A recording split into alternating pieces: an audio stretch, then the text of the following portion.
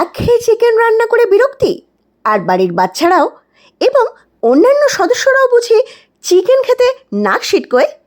তবে এক কাজ করুন, আজকের রেসিপিটা দেখে এইভাবে চিকেনটা ট্রাই করে দেখুন তো। নমস্কার বন্ধুরা, তানিস কিচেনে আপনাদের সকলকে স্বাগত জানিয়ে আজকে আমি আমার রেসিপি শুরু করছি। আমি নিয়ে নিয়েছি 500 গ্রাম বোনলেস চিকেন। আমি চিকেনের ব্রেস্ট পিস নিয়েছি, আর এই বোনলেস ব্রেস্ট পিসটাকে এরকম ছোট ছোট টুকরো করে কেটে নিয়েছি। এবার আমি নিয়ে নিয়েছি কিছুটা কুচনো পেঁয়াজ, রসুন আর আদার টুকরো। আর এবার গ্যাসের উপরে একটা পাত্রে জল বসিয়ে এই পুরো টুকরো করা আদা, পেঁয়াজ, রসুন এর মধ্যে দিয়ে বেশ ভালো করে ফুটিয়ে নিচ্ছি। ফুটিয়ে নিয়ে জলটা একটু শুকিয়ে নেব, যাতে জলটা একটু টেনে যায়। এরপর এই পেঁয়াজ, আদা, রসুনটা নামিয়ে ঠান্ডা করে এই জল সমেত একটা পেস্ট বানিয়ে নেব। দেখুন, আমি মিক্সিতে একটা মিহি পেস্ট বানিয়ে নিয়েছি।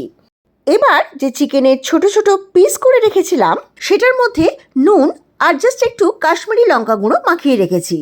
এবার এগুলো সাদা তেল গরম করে আমি এক এক করে তেলের মধ্যে ছেড়ে ভেজে নেব।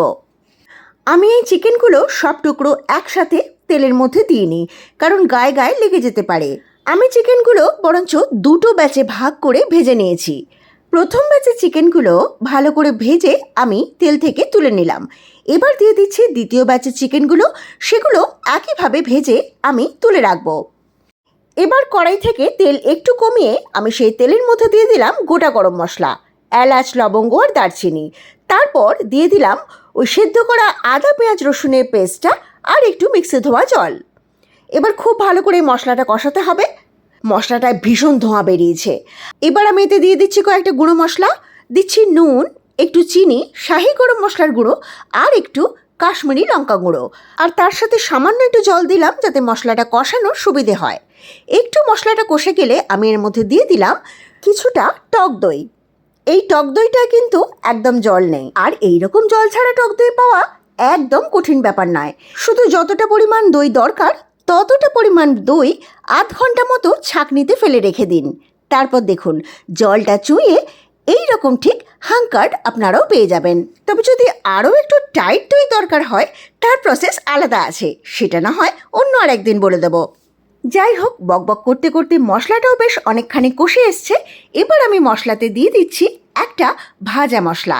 আর এই ভাজা মশলাটা আমি কিভাবে বানিয়েছি সেই উপকরণগুলো স্ক্রিনে আমি লিখে দিয়েছি, একটু দেখে নেবেন। মশলা কষানো এবার কমপ্লিট। এবার এর মধ্যে দিয়ে দেব ভাজা চিকেনগুলো। এবার এই ভাজা চিকেনগুলো এই মশলার সাথে খুব ভালো করে নেড়ে মিশিয়ে নিতে হবে। রান্নাটা প্রায় আমার শেষ পর্যায়ে চলে এসেছে। এবার আরও কিছুক্ষণ আমি এই চিকেনটা মিডিয়াম টু লো আঁচে হতে দিয়ে গ্যাস অফ করে অন্য একটা পাত্রে ঢেলে নিলাম। এবার আপনারা বলুন বন্ধুরা, এই চিকেনটা খেয়ে কি আপনার বাড়ির সদস্যরা নাক সিটকোবে, না আপনার এই চিকেনটা রান্না করতে বিরক্তি লাগবে? আমায় কমেন্টে অবশ্যই জানাবেন। আর অবশ্যই এই রেসিপিটা ট্রাই করে বাড়ির সকলকে ভালো করে খাওয়াবেন। দেখবেন সব চেটে পুটে চিকেন সাফ করে দিচ্ছে। যাই হোক, রান্নাটা কেমন লাগলো আমাকে অবশ্যই জানান। আর যারা নতুন আমার চ্যানেলে আমার ভিডিও দেখছেন তারা ঝটপট আমার চ্যানেলটিকে সাবস্ক্রাইব করে আমার পাশে থাকুন, এই অনুরোধ রইল। তাহলে আর কি, আজ আসি, দেখা হচ্ছে আবার পরের ভিডিওতে। So tata.